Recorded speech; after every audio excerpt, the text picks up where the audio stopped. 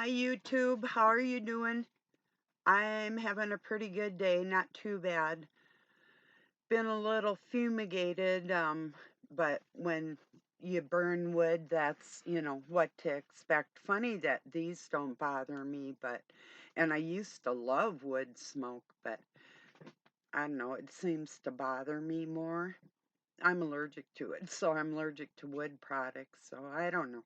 Anyway, um, I was thinking, I've heard it said that there's this person online, Stephen James Jashan, and other people that read and figure with the numerology and the letters that coincide with gematria. And I know because I wrote in the book of gematria before it was online at the age of 15. My writings are still in there. The Masons asked me questions like my favorite toy, my favorite color, my favorite song, do I like my mother? Um, uh, let's see, what else? Did I like a boyfriend? What's my, blah, blah, blah. All this stuff, and it's still on there, and it's still in there under the name of Barbara Susan Colleen, Calin. And then my kids wrote in it under the name Larsen, Larsen. And so, anyway, so these people that are writing in this book that is traditionally um, a craft of the Illuminati are winging it unless they're directly affiliated. I am no longer. I didn't know I was when I was a kid. I had no clue what any of that was about or why they were asking me anything or nothing at that time when that happened. I was 12. And then by the time I was 15, I started really figuring things out and then made the determination that that type of life and their way of living wasn't for me. I had to go on a different type of path. So I decided that one of these days, and this is the day, I'm going to look up the beginning of gematria for everybody and let you know as much as we can find out right now. So here goes. Gematria is a method of assigning numerical value to words or phrases, and it was first used by Sargon II, an Assyrian king in the 8th century before current era or before Christ, BCE. Okay. Let's see what this says. The first use of gematria occurs in the inscription of Sargon the second, 727 through 707 BCE, which states that the king built the wall of Koshabad 16,283 cubics long to correspond with the ah, numerical. Okay, let's see. What what else? Okay, this says something different. In Wikipedia, it says the beginning of the Acopulus in Copulism in 1532, the German monk Michael Stiefel, also known as Stiefel, describes the natural order and triangular number alphabets, claiming to have invented the latter. He uses the traditional alphabet to prophesy in the biblical book of Revelation. Mm. Classical scholars agree that the Hebrew word gematria was derived from Greek geometry. Scholars believe it to be, this is the etymology of it, and then we'll go back to the history, or wait. The first use of gematria was from Assyrian inscription dating back to see more on the history. Okay. Because I know clearly it wasn't, oops, it says this page can't be reached. Okay. It wasn't an online thing. It was typeset. We would write it in, and then they would have a secretary write it out, and it was all handwritten and then typed. Practitioners of the Kabbalah, Jewish mysticism, derived from Greek influence and later became a tool for the Kabbalists.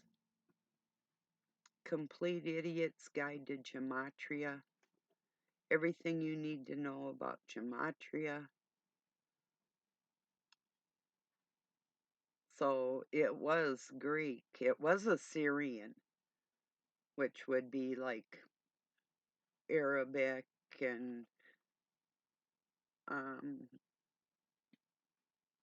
how would that be? Like Samaranus and let's see. When did we first use gematria? This is a Jewish link.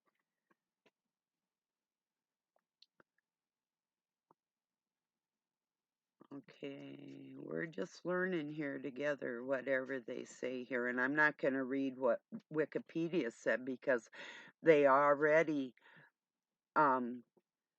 developed it into Hebrew and ignored that it was first Assyrian. So, not that there weren't any Jews in Syria or still isn't, but when they've made it like, what is gematria? And you can find it on a Jewish website. I'm not demeaning anybody. I just want the etymology of the whole thing. The history of the gematria alphabet.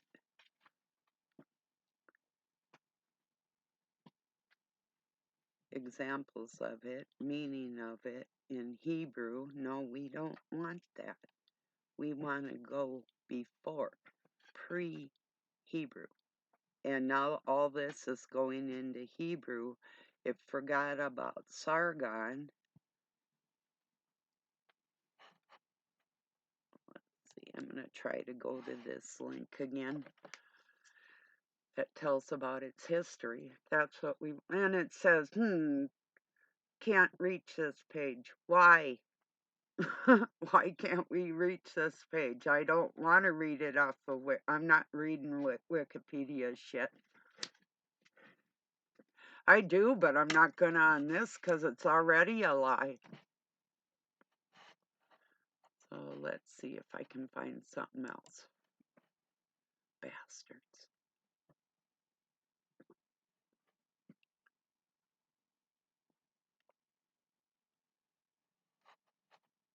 Maybe this one will go to it. Oh, can't reach this page. Wow, how about that? They're not letting me pull up any Assyrian. Why is that?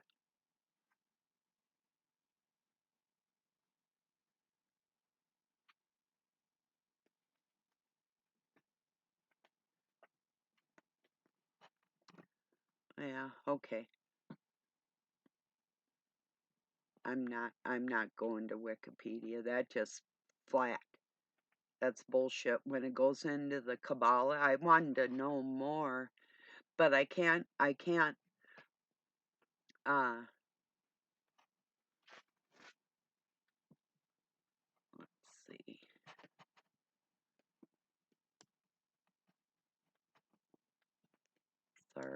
Sargon the second. We're gonna look up Sargon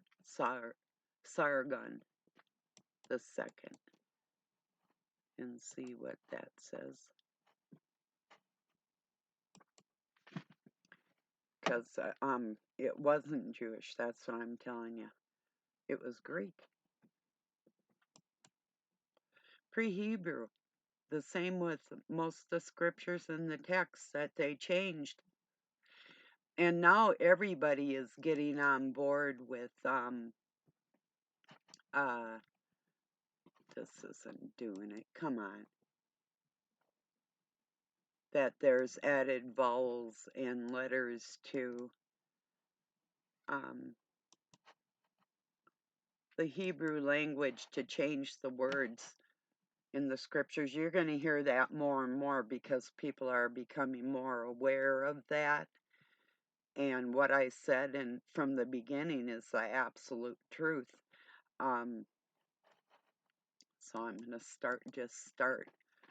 We're going to look up Sargon the second and see what it says about him. There was some questions whether Nimrod and the Antichrist, Satan, Lucifer, whoever we want to call our opposition, were the same person. Yes, Nimrod was Antichrist and still inhabits bodies to this day.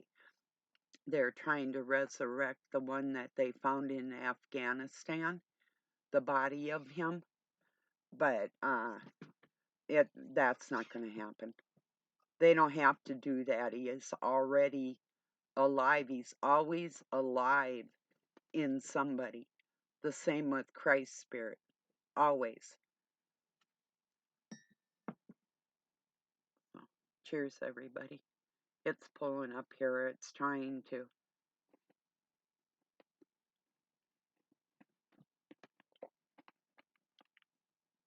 I'm telling you, what they're trying to hide is the female's version, the female's story. Her story is exactly and all that's trying to be hidden. What topic do I want? I don't want any topic. Jerks.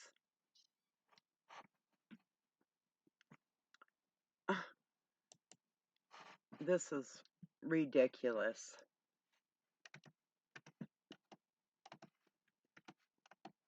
So I put in Sargon the second history. That's what topic I want. Yep.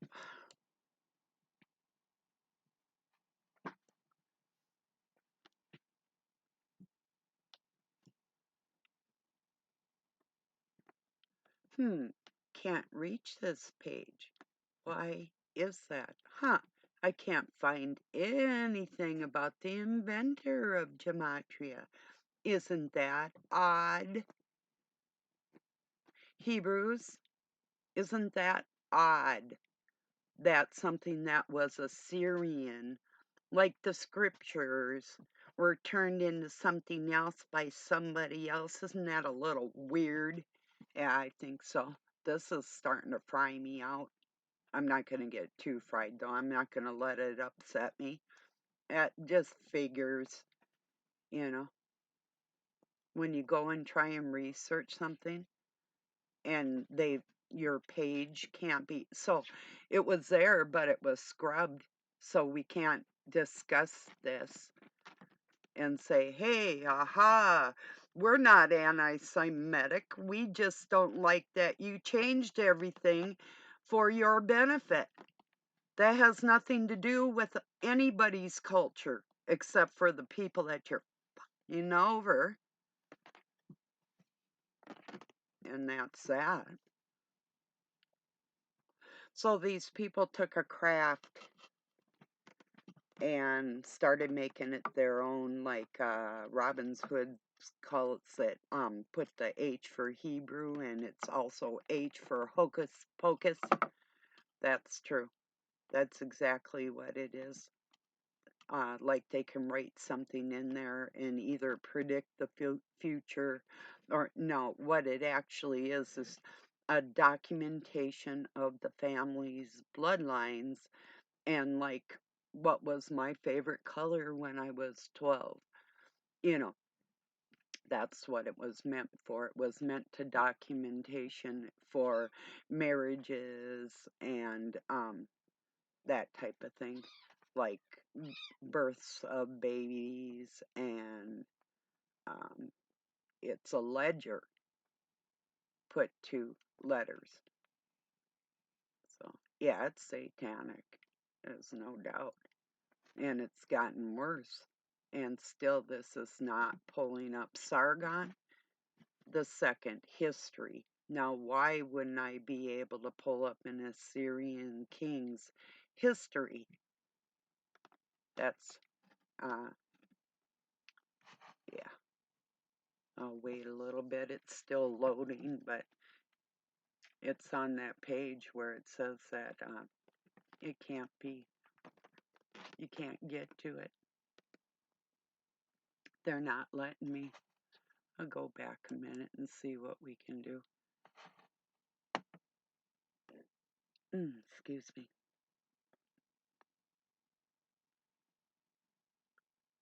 Unbelievable. Can't even look up a king. Wow.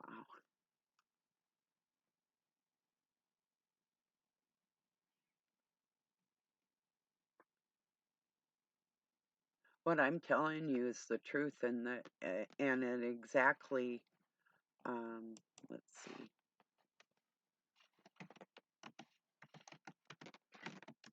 Um, Putting this Assyrian history. Sargon.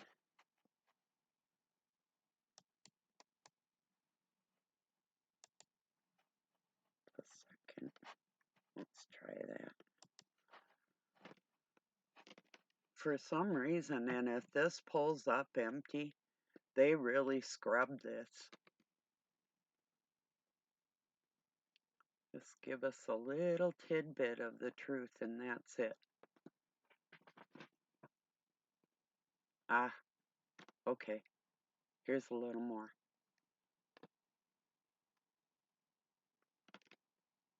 If they're going to let us, okay. Sargon the second was the king of Neo-Assyrian Empire. He ruled from 722 to 705 BCE. The other one said 707, and was responsible for ushering in the new age of Assyrian prosperity and wealth. He was a great military leader, tactician, patron of the arts and culture, and was a prolific builder of monuments, temples, and even a city. He named himself after Sargon the Great, who had established the Akkadian Empire centuries before. Learn more.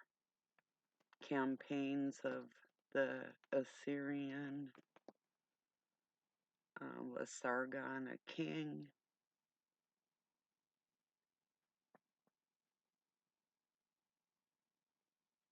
His father was Tylartpleasure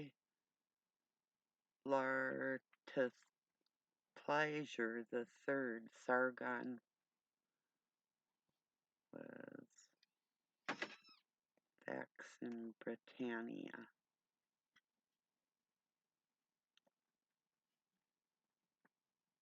Okay, just a minute.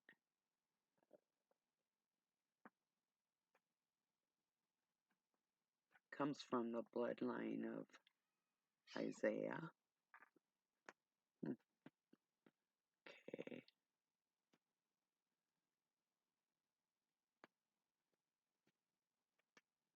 What was his religion?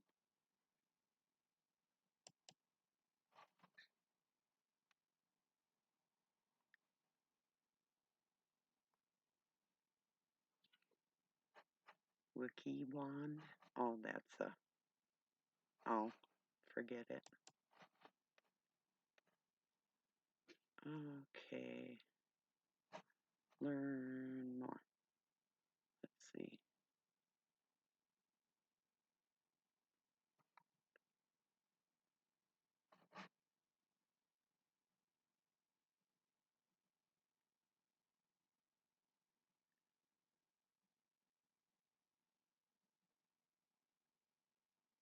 Just a minute.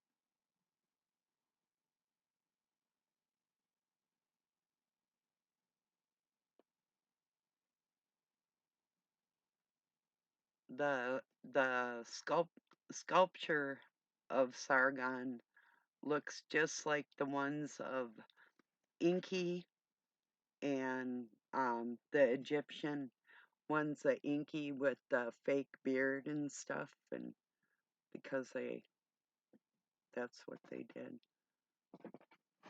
Let's see. Another one. This page can't be reached.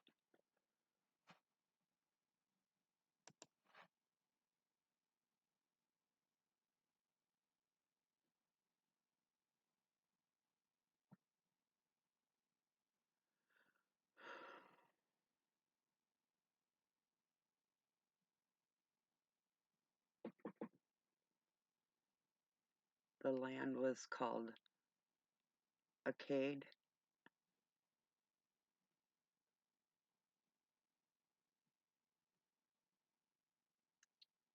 Facts about King Sargon.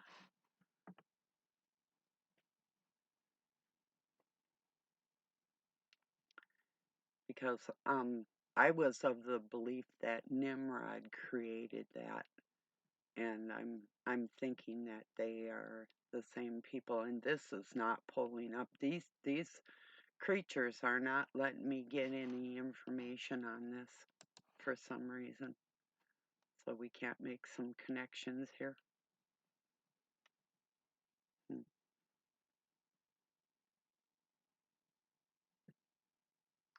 Okay.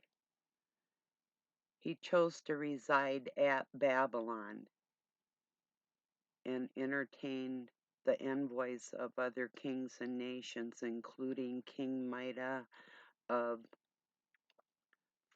Phrygia, who is identified by some as, let's see, this is world history. Let's see, and if it pulls up, that's all it gave me until it goes, we can't load this page. If it does, I'm pretty much done, but I'm saying that it was Nimrod himself. Can't reach this page. Right. Sure we can't.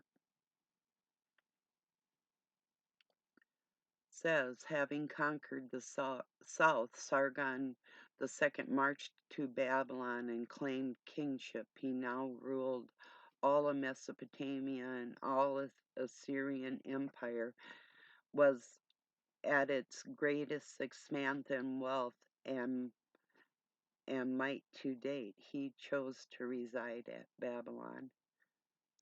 Yeah, I figured that. Sargon is generally believed to have become king after overthrowing Shalmaneser the Fifth in 727 through 722. That doesn't make sense. That's backwards. That's backwards. How do you go from 727 to 722? It should be 722 to 7. Now, I know I have dyslexia, and that's probably somebody that also does, but it says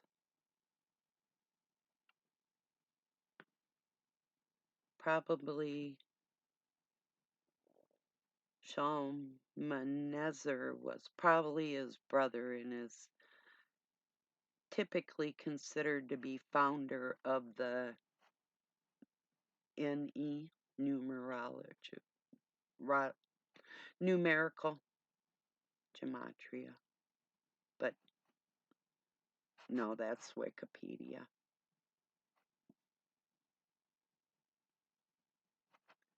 We'll try one more. Bibliography and facts.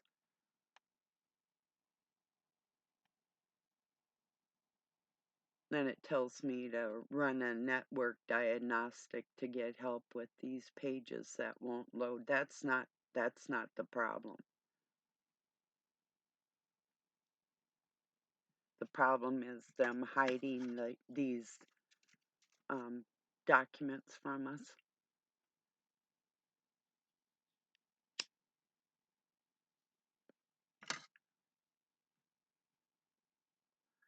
Because the gematria that's online is not the original book. It's a one off, you know. Okay, this is Britannica. He's one of the great kings during the last century of his history. He extended consolidation and conquest of his presumed father, Belzer. Oh, Sargon is a Hebrew rendering of Isaiah.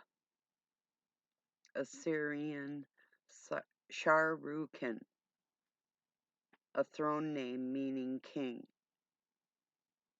The name was undoubtedly chosen in reminiscence of two former kings of Assyria, particularly in commemoration with Sargon of Akkad.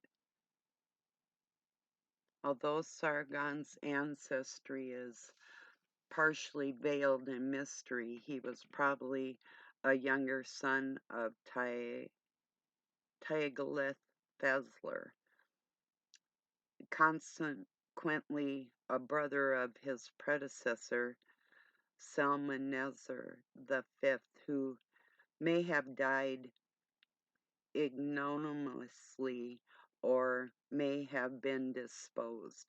It was for Sargon to resume the conquest to improve the administration of the empire his father had begun to assemble.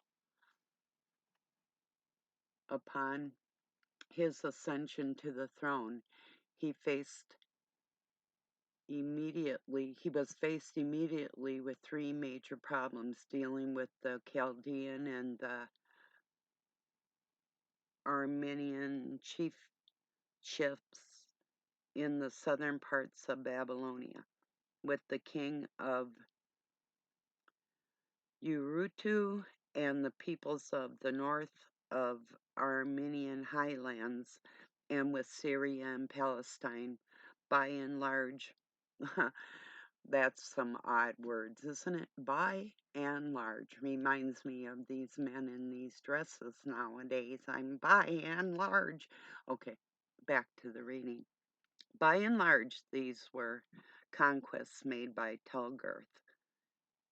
Sargon's problem was not only to maintain status quo, but further conquests proved the might of the god Ashur and the national god of the Assyrian Empire. When Sargon succeeded to the Assyrian throne, Marduk-apel in Dina II,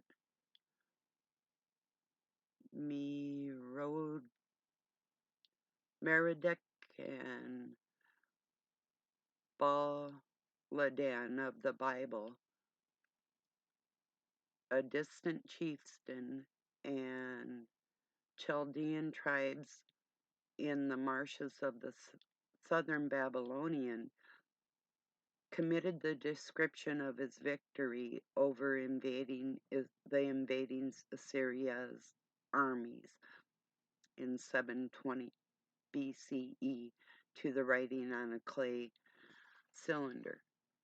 when he dropped into the city of Uruk, biblical Erech, modern Talawarka, Waka, the presence of the record obviously did not suit Sargon. After having discharged other commitments, he uncovered Marduk A. Pel in Dinia's records and removed his own residence, then at Kalahar, modern Nimrud,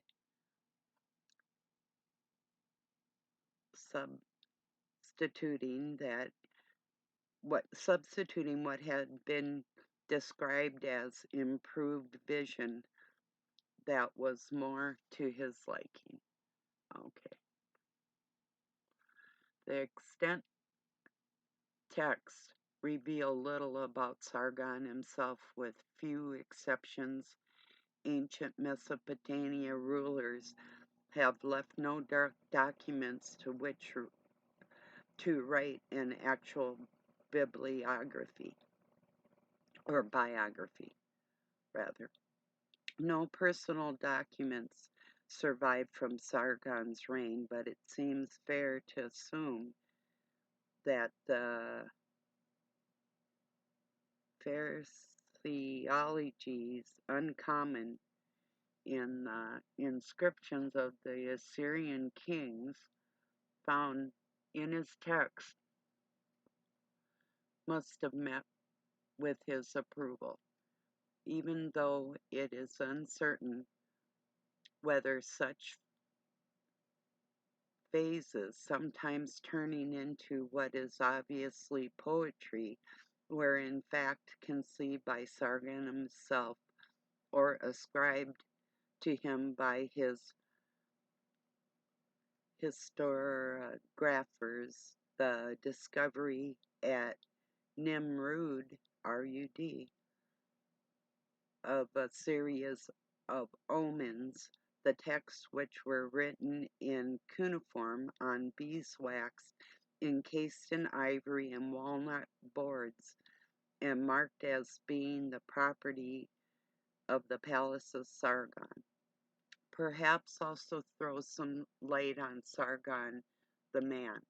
Although he may not have introduced the method of recording cuneiform texts on wax, this novel method of committing text to writing apparently took his fancy.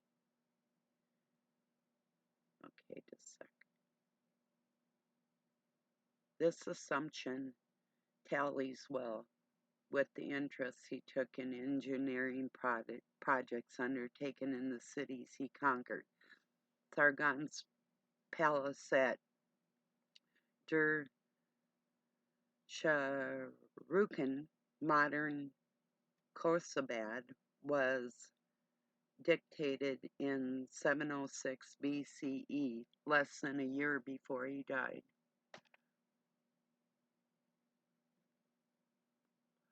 An unparalleled record of Sargon the Eighth's campaign in 714 BCE in the form of a letter to the god Asher had been recovered.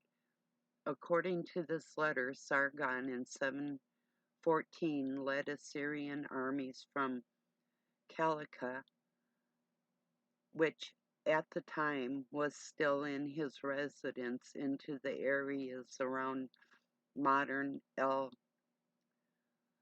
Sulaymaniyah in Iraq, Kurdistan, and in the highlands of Zagros range beyond. He proposed his purpose was to come to an end of his allies of the Syrian realm, who he were threatened by Rusha I, the king of Uttara and a bitter enemy of Assyria. During the progress of his campaign, the author of the account visualized or anticipated reactions in his adversary as from a mountain he watched the approach of the Assyrian armies. The passage, like many others in his unique text, constitutes an ingenious stylistic device unparalleled in Assyrian history literature. The phraseology employed by the author is an original by Mesopotamian standards, and they are even known today. Inventive, resourceful, testifying to a fertile mind, clearly deviating from the commonplace platitudes that mostly characterize the standard accounts of Assyrian kings.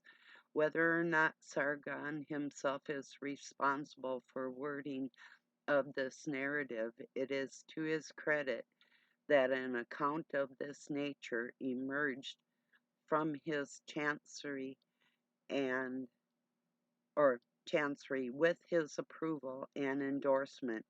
Sargon is assumed to have died in battle in 705.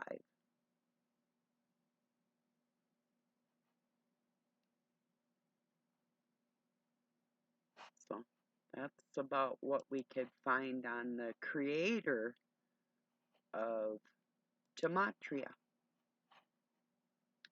So I thought that would be interesting for everybody. Excuse my Middle East language isn't my well, it actually probably is my first study of languages, but it's not my strongest suit, obviously. So yeah, if I got some of the names to the places wrong or whatever, excuse the lighting. It's, you know, sunlight's nice, so um I've been a little chilly, so yeah, it's good. So I don't know if we learned anything there, but one thing people should learn and understand, that it's not a book for what the Illuminati would consider commoners. If you write in it, it doesn't mean anything.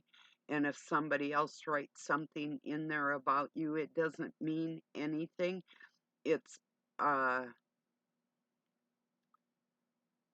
documentation of the bloodlines, period. That's all it's for. That's how it began.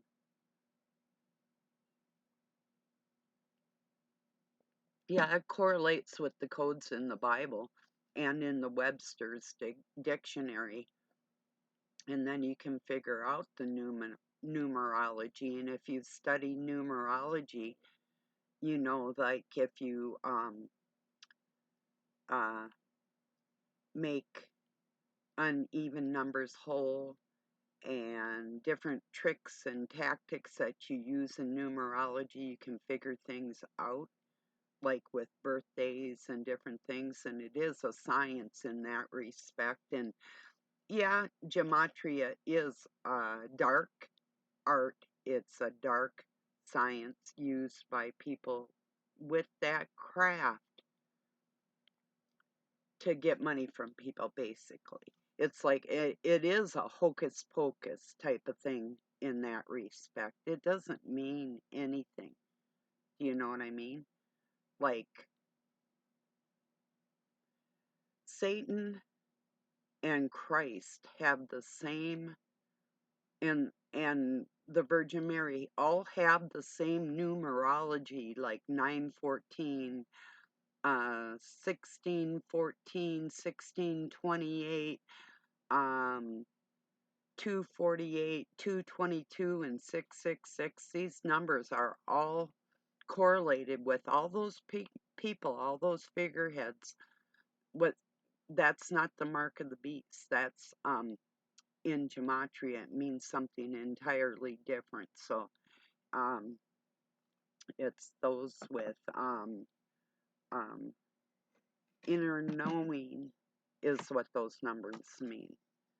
Uh, so anyway, I just thought this would all interest you because I knew it wasn't anything brand new, and I knew it wasn't online, and I knew it wasn't made for. It was made to use against the people in the world, not to benefit you in any way. And some of us know this, but, and, you know, some of you know that.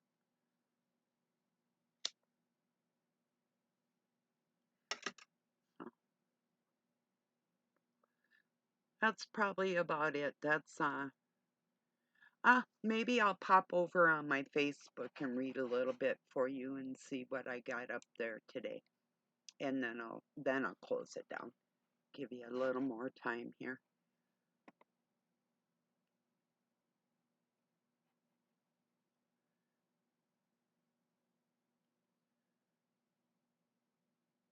It's a little slow today.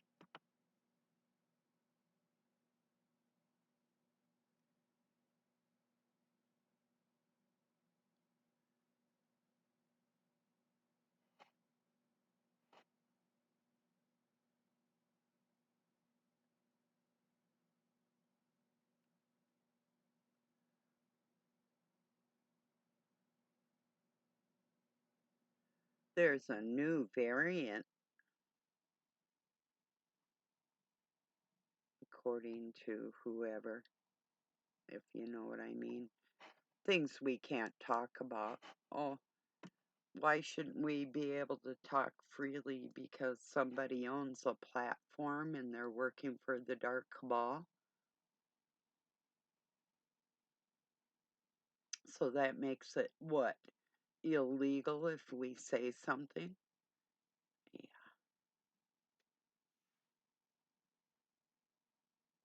You know, when they're silencing doctors, that there's a problem, you know.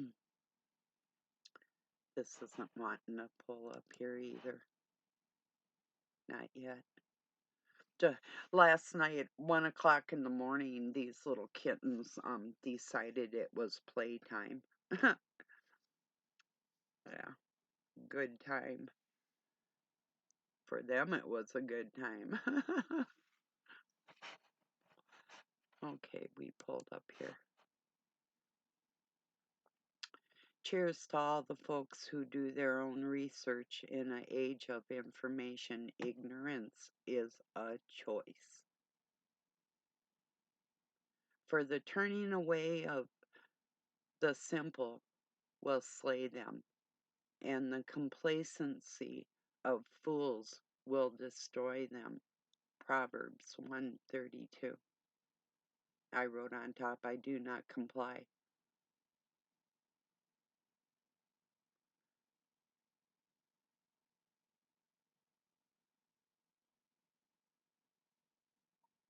This is interesting. The water in your body is just visiting. It was a thunderstorm a week ago. It will be an ocean soon enough. Most of your cells come and go like morning dew. We are more weather pattern than stone monument. Sunlight on mist, summer lightning. Your choices outweigh your substance. Doug sent me this. At the end of life, what really matters is not what we bought, not what we built, not what we got, but what we shared. Not our comp, um, competence, but our character. And not our success, but our significance. Live a life that matters. Live a life of love.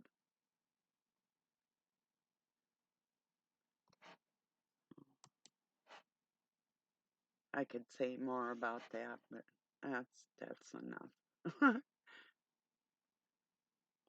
Some people are so set in their ways that nothing you say, it just doesn't matter. It doesn't it just doesn't do any good sometimes.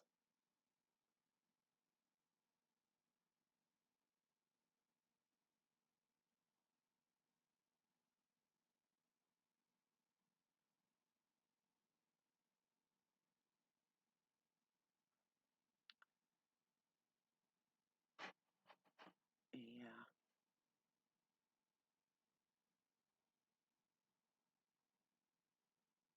Sin in your soul will be disease in your body. Fast and pray. Some of you might not know if you're new around me. I fast every day till nighttime. I eat once a day. I eat my fill and I don't get fat. I can eat whatever I want whenever I want it. Then, if I do choose to have like a breakfast or a lunch or a brunch, it doesn't affect me. If I want to have candy, if I want to have anything, I can do what I want because I take care of myself like that. And I detox daily. So, they're good things to do. I mean, I believe that that I'm guided better by God if I'm not a pig about myself in life. Um, and I think a lot of people can't really hear the Spirit of God because of their life choices. Maybe it's not physical, it could be emotional, you know, but it could be something physical, you know. Like if I drink too much coffee, I'm going to get wired. I'm not going to be using the Christ Spirit. I'm going to be like hyperactive and wired, you know. So, would alcohol make me sleepy? Probably. Your blood sugar spikes, and then when it comes down, it's going to affect you. And it will affect you through the day, every day, any day. It takes 30 days for you to clean any hard drug out of your system. And if you have it in there, it's going to inhabit the way we think. Take it or leave it. This is just the facts. And if you're inhabiting what you need to be hearing and you're not hearing it clearly, these are choices that we make every day. You know, if you're going to have something to drink, you probably don't want to have to do any um, business with God at that time, you know, if you understand me. Otherwise, you know, yeah, everything in moderation except for sodomy. There's no way to be moderate about that, is there now?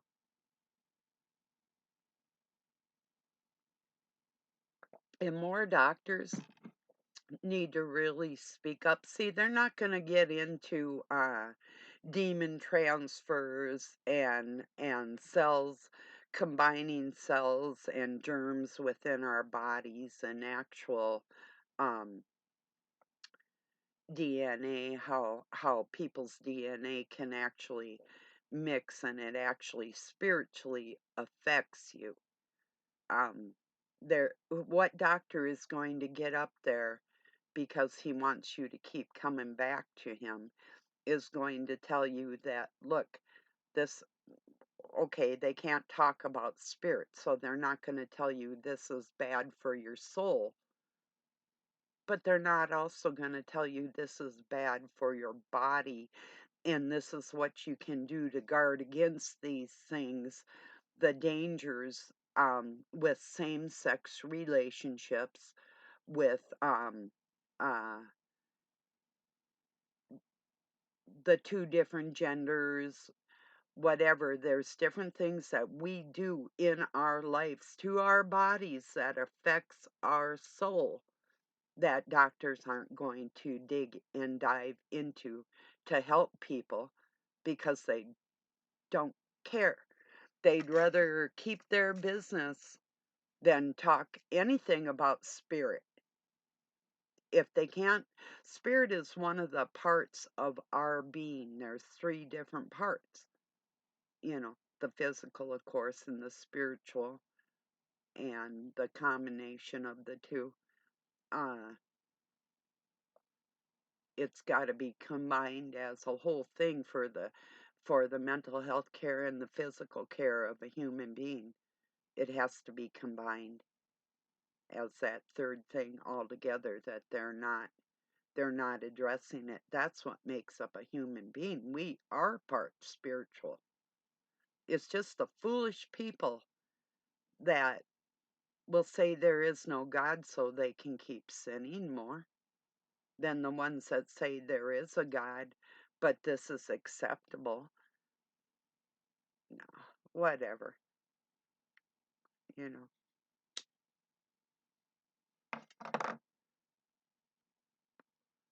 Do we really care to teach people about the truth about their physical and mental health? The whole thing? Or are we just picking and choosing what keeps us popular? You know? That's what it seems to me. Or we're not speaking on it at all, you know? Especially nowadays with all this gender bullshit, pushing it on the children in elementary schools, and, you know, in the United States, a state that, like California, that will actually take a child out of the home if you don't agree to its uh, uh, puberty blocking drugs or whatever they want to do, whatever that child wants to do if the parent doesn't go along with it. That's a little unheard of, isn't it?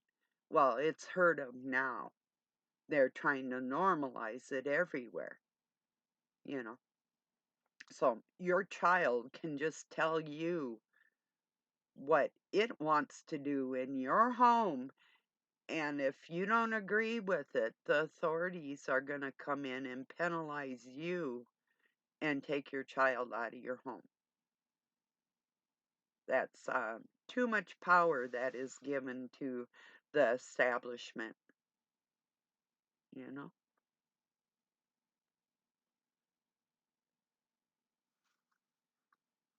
So,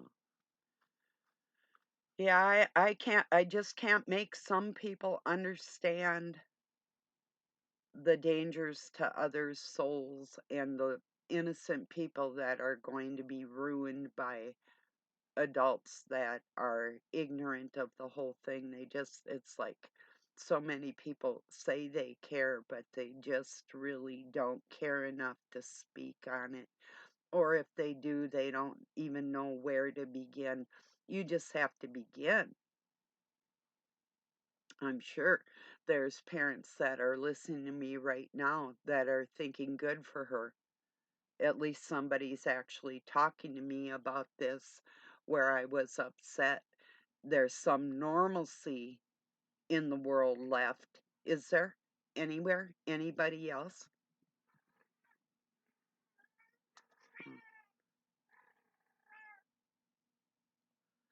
All right, everybody. I'm going to leave it there for today. I appreciate you joining me. Have a really good night or day wherever you're at. Peace and love from Pine City, Minnesota, USA.